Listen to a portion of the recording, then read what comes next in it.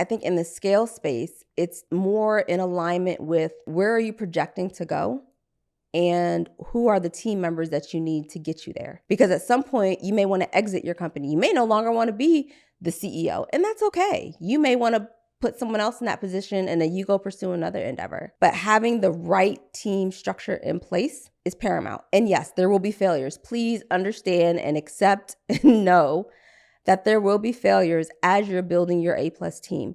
But to me, those failures are also lessons and also opportunities for you to fine tune and resolve what you're looking for. I can remember when I first started, I thought I knew what I wanted.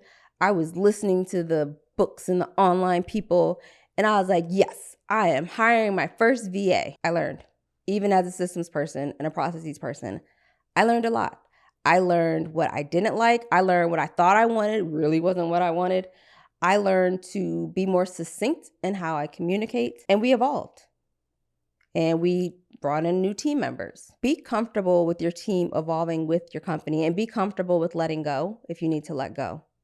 The one thing I will say, though, is if you're not having regular conversations with your team members, by regular, I mean at least quarterly, to understand where they are and where they want to be.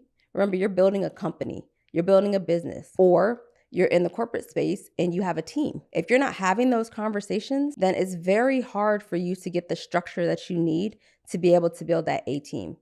Because frankly, sometimes your team members, the right ones, can identify gaps that you yourself didn't even see. And you have to be okay with that. There's no ego in this. There's no pride.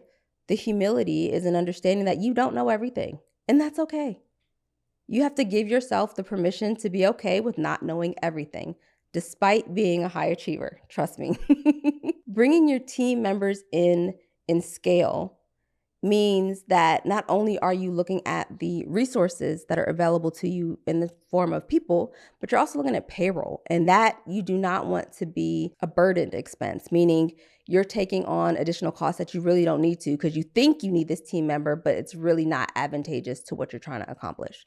So taking that inventory and having those conversations are very important.